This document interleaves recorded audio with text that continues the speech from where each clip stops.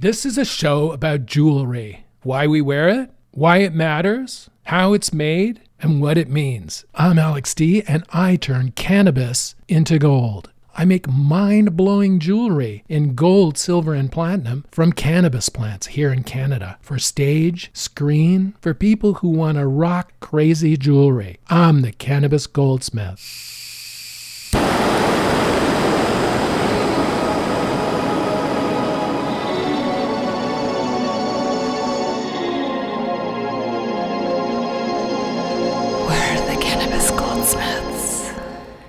They just canceled the snowstorm emergency. About an inch of snow fell last night. It's the first snow we've had this year, heavy snow in this area of the Thousand Islands of Ontario, Canada.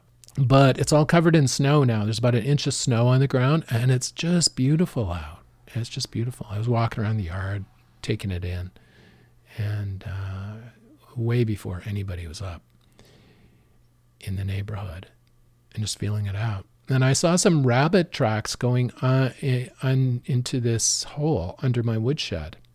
And this hole is like about halfway into my woodshed. So the bunny is living probably halfway into this huge stack of firewood I'm starting to burn through in the wood stove. I hope he's deeper than halfway through because I'm getting to it and winter hasn't even started yet. But anyway, in the summer, I was sitting out back looking at this huge, massive cannabis plant that was growing in the yard. And I was watching it grow, basically, and just getting ideas for designs and waiting for the plant to produce the materials that we use to create these amazing designs in precious metals here in Ontario, Canada. Turning the cannabis plant into just amazing jewelry pieces that you can rock on stage, on screen, or just because you want amazing jewelry that's different than anyone else has.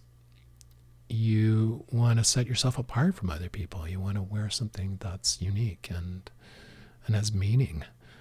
And if you're in a cannabis consumer for whatever reason, maybe for medically, for arthritis like I am, or a recreational consumer of cannabis around the world, this is a way to rock it on your hand, around your neck, on your wrist. We even make shoe bling, cannabis leaf shoe bling in gold. Like amazing shit. Check out our website at tribe.ca. But anyway, I was out in the summer sitting in this chair looking at this giant cannabis plant growing and wondering how it was going to turn out in the fall. And the bunnies were everywhere. And there was this one bunny that got so comfortable with me. He was approaching the chair. He would be out grazing. And he lived in this, under the woodshed. There was a little hole he dug, and he was a tiny little thing. And we would sit out there in the evenings and take in the evening sun. And I'd be smoking a joint, and he'd be there munching on grass. And a tiny, like he would, I guess, fit in the palm of your hand. A little small fucker. And he'd be sitting there in the grass, and we'd be facing the evening sun, and just it was like Zen. It was so perfect. And then, like around summer, full summer, I didn't see him at all. He was gone, and I thought, oh man, I trained him wrong. I trained him by example. I was like showing him how to take in the evening sun in the totally exposed area of the backyard where like eagles can pick him off like in a second. I thought about this afterwards. It's like, oh, dude, I'm sorry. I just wanted you to chill out like me. And basically I exposed you to air attack, right? Fuck. Anyway, so I hope that wasn't the case. But this morning I was out there walking around in the fresh snow, and a bunny, hopefully it's the bunny, this little bunny, I named him Happy because he looked so happy sitting out in the sun with me munching on grass. And me smoking it. And so anyway, so I hope it's him. I'm going to call him Happy anyway. But I saw these tracks going underneath the woodshed, and I didn't see him, but he was up way before me this morning on this freshly fallen snow. But I was thinking today as I was like walking around, looking at everything. All the branches are covered in snow here. It's like I have like different kinds of fir trees on the property, and the snow sits on them differently, and branches too. If you have here in the winter when all the leaves fall off the deciduous, I remember that from high school, deciduous trees. I hope it's right. Yeah, that's right. Deciduous trees, even when there's no leaves on them and the snow falls on the branches, it creates this kind of like high contrast black and white kind of vibe that comes off them.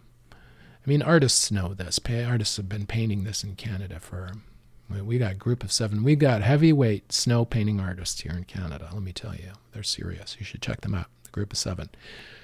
But what was I saying? Oh, yes.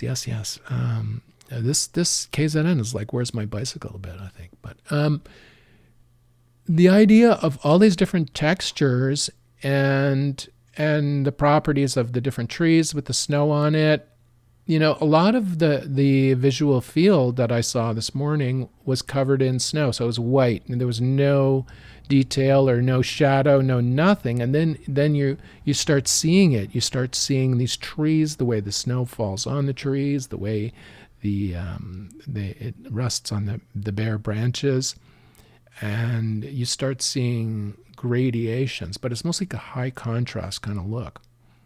But anyway, I was thinking, I wouldn't have noticed any of that before. I like before I started making art, making my designs, and I wouldn't have seen any of that. But now I'm tuned to it. And anyway, this show is about some hacks that I've learned, how to hack your visual field a bit, so that if you're stuck for ideas, I'll give you one that's worked for me, and it might work for you. It's worked for other artists too in different ways. I've only just recently discovered other people have done this sort of thing too. If you're an artist and maybe you're in a doldrum, or you're doing the work you want to do, but you want to even take it to the next level. I'm not saying it's overcoming a block, but I mean, it will do that too, this technique, I think. But what it does is it engages areas of your brain that are not normally activated, and these start to produce the art ideas and concepts that you'll see will happen, and that will be realized in your work. So I discovered it purely by accident during the pandemic. One of these hacks, one of these brain hacks.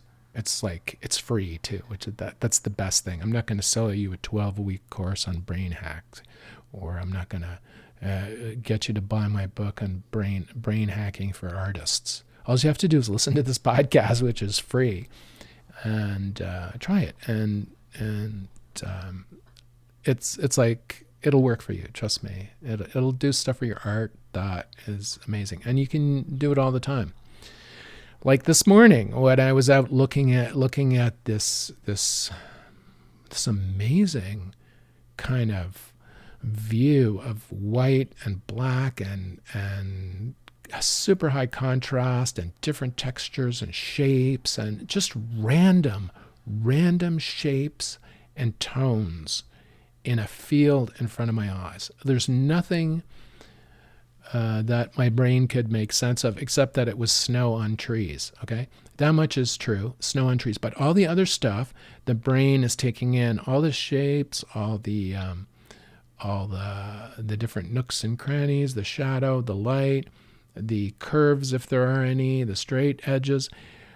The brain, the eyes, is just sending that directly into the brain without any kind of interpretation, or, I mean, it's not man-made, so you don't like see that you don't start wondering who made it or whatever. It's just nature, right? Okay, so that's my hack. That's my what do they call it? The trick.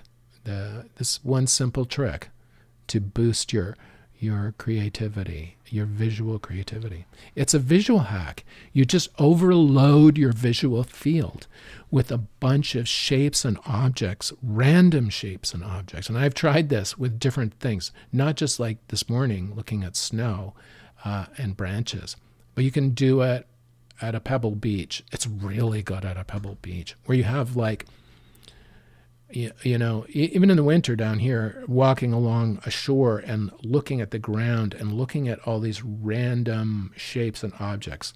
Once you discount the fact, once you separate out the fact that the rocks, okay, on the shore, you know that's true, but there's nothing else there, right? There's no other meanings or anything coming out of that. And you're walking along looking down at these objects, these random objects, shadows, shapes, forms, and this is getting blasted into parts of your brain that you can't access consciously, but your unconscious mind, the part that is taking everything in on the DL, on the down low, is absorbing all these shapes, these colors, these different things, and you'll see something will come out of that in your work. So you can use as for random stuff. I discovered it in Toronto. I was living in Leslieville, and there's this area of Toronto called the Leslieville Spit. It's made out of rubble from the subways dug out in Toronto and building construction. And they were just dumping it in this part of the lake, and it just kept getting longer and longer, and it became this like spit, right? And then they made it into a park, or just let it go naturally, and all these plants started forming on the spit. But on the water line, it's all like bricks that have been worn down by the lake in the wintertime and by wind and battering against each other. There's pieces of concrete. There's like glass, pieces of beer glass rounded by sand action. Walking along the shoreline at the Leslie Spit, it's all these different kinds of rocks. And I found during the pandemic, when I had to get out of the house and I went down to this area, and I'd be walking along these shorelines and just looking at the different rocks. I mean, you pick some up and stuff, but once you discount the fact that they're rocks and they're on the shore, and you're just looking at them and absorbing all their shapes and colors and the way they're laid out on the ground. Some are wet, maybe some are not. Some are reflecting light different ways. And this is all being pumped into your brain. And then when you go home, the next day, that night, the next morning, you'll start getting ideas for stuff.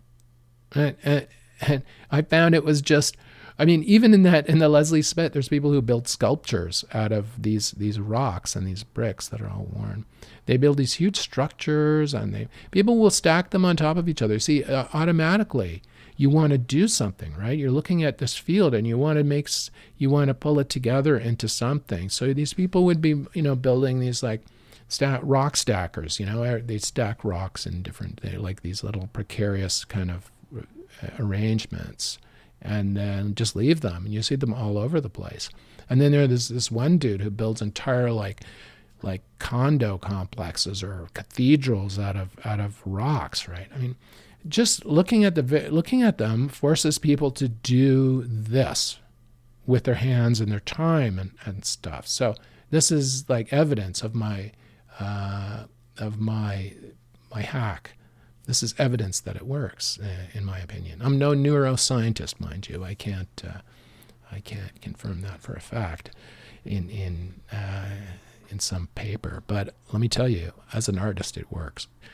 The other thing people are often saying is, "Oh, go out and stand on the grass." But no, you have to look at the grass. Fuck, in the summer, every blade of grass is different. There's colors. Like, look down and look at the grass, and just like look at it for a long time, But look at the grass and notice how every shape is different. You'll start seeing, oh, there might be like a pine cone in there. It might be something. Your eyes are are searching over that whole field looking for stuff, right? And all this is going into your brain and it's sorting out. And then when you get back behind the computer and you sit down to write your story, somehow it'll come out of nowhere. And I think it'll be triggered by this.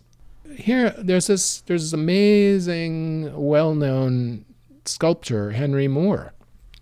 And he did these, well, if you don't know him, his sculptures are these amazing things you see in city centers and outside of art galleries, these big, massive pieces.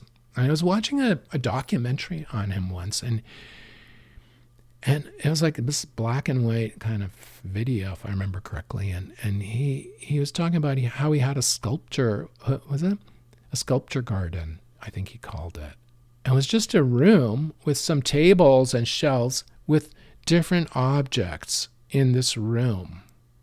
Different like objects. He would have rocks, branches, pieces of concrete, broken teacup or whatever stuff that he had as a kind of a library of shapes. And he would go and sit in this room. And this was his sculpture garden or sculpture library or whatever he called it. But this is a similar thing. When you're loading your visual field, you're loading it on purpose, right? You're looking at the grass, or you're looking at the trees covered in snow. You're looking at your visual field with these random. The pattern has to be random, I think. Random size objects is better. Random sizes, shapes, and light hitting it in different ways. And you look at this for a while.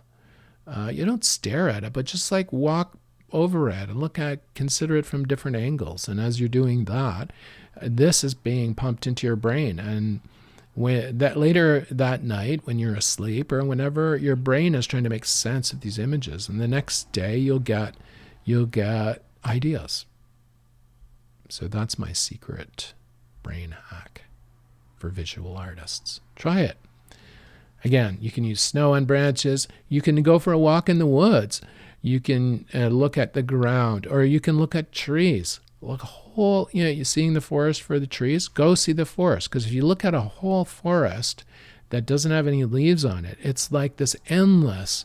It's this endless kind of look of repetitive sort of patterns, but they're not really. They're different. Each tree is different, and it's grown in a different direction. But taken all together, it looks, you could just drive past it and not even look, right? But you can do it with a forest of trees, or you can go super macro. You can go up. Yeah, I have a couple of big trees in my yard. I mean, I'm quite certain now, if I went up and looked at the bark and sat and walked around the tree for a bit, just looking at the bark, gave it my full attention, the next day I would get some ideas. I mean, this is a secret. So take it with love from Alex D. here in the Thousand Islands area of Ontario. I want to go out in the snow and make a big giant snowman now, but I really have a lot of work to do. I'm working on secret projects too. I'm working on a project for February. I'm not going to say what it is yet, but if it pans out, it might be nice. I think it's something I can do for my country. So I'm kind of happy about that, and I'm extraordinarily happy about that. And I'm working on a couple of other things too. The turntable weight is in process now. The design is finalized.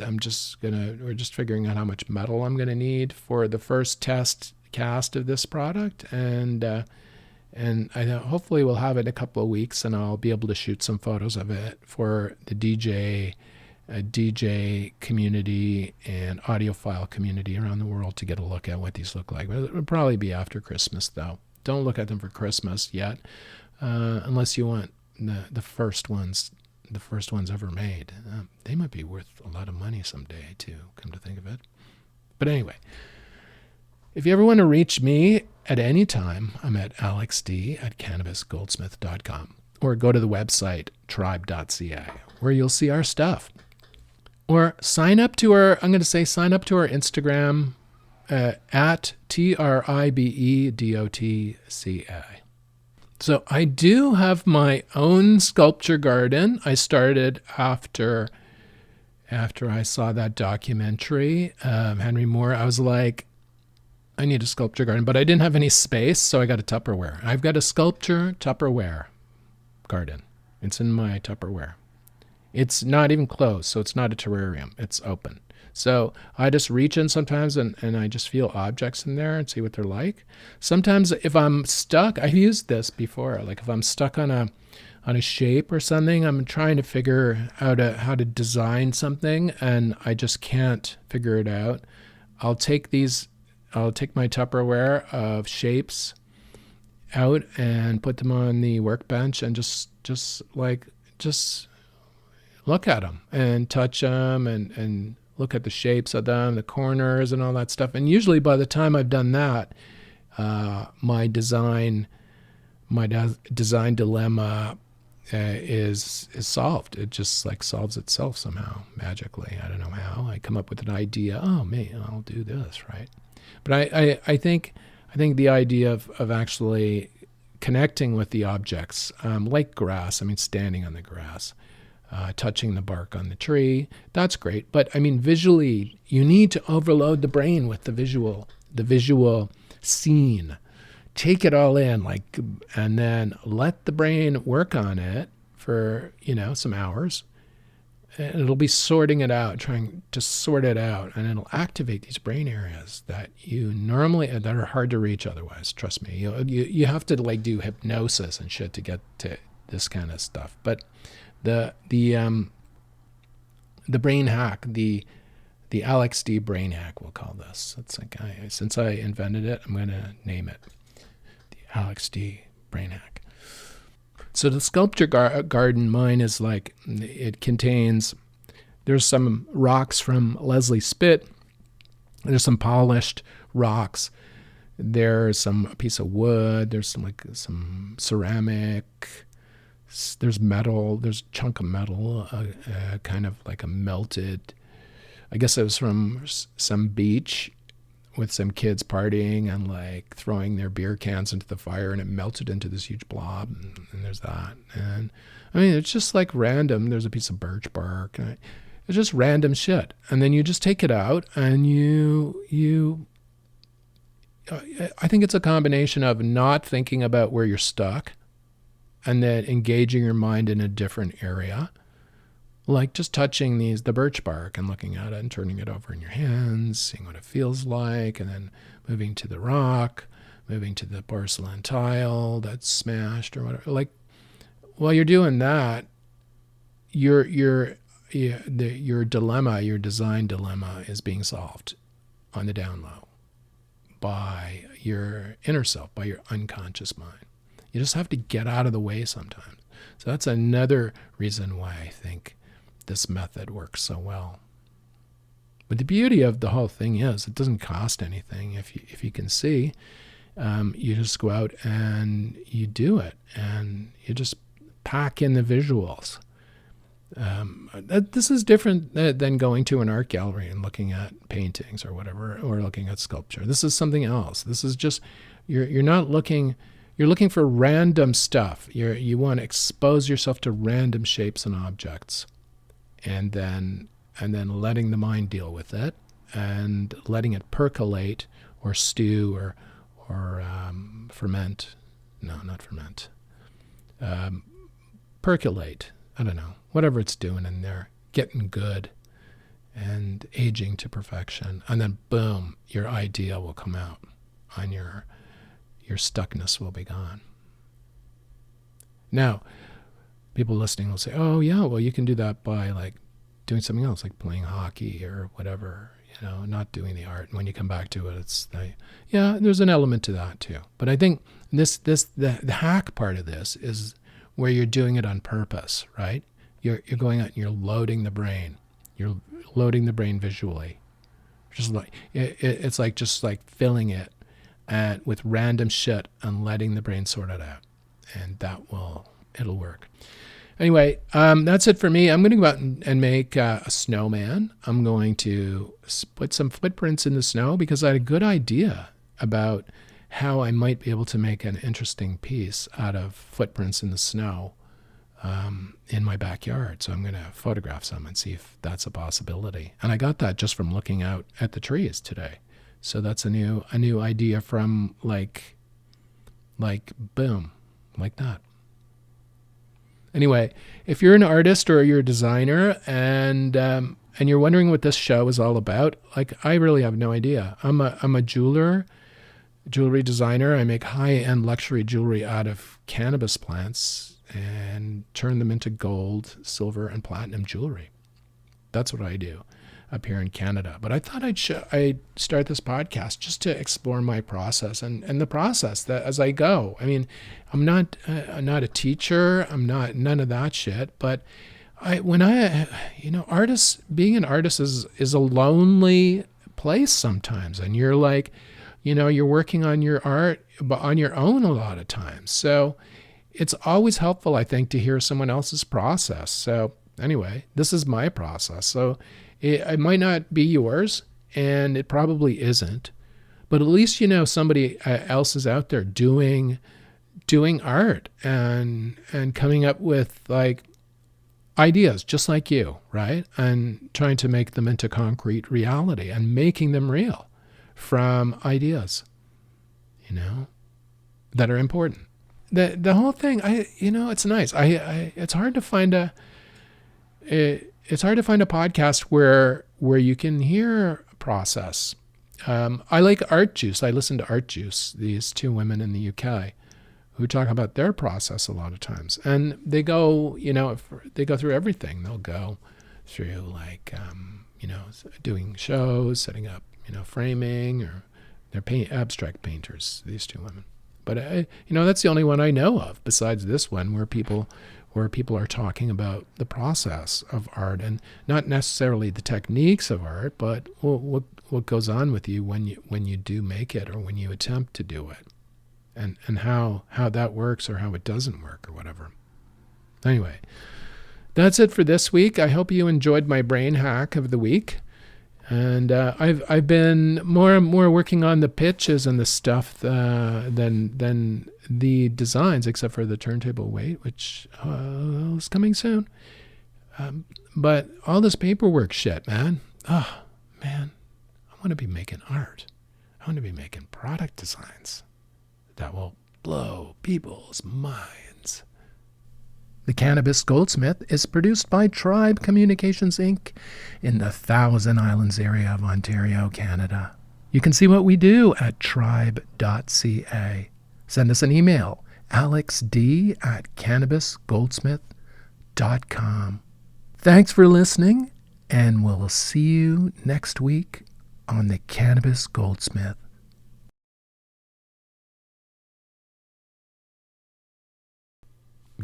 I think it's a squirrel that's living underneath the woodshed, not a bunny. Never mind, I'll call him Happy anyway. Or her. The squirrel named Happy who lives under the woodshed at the Tribe Design Studio. I mean, what could be better, really?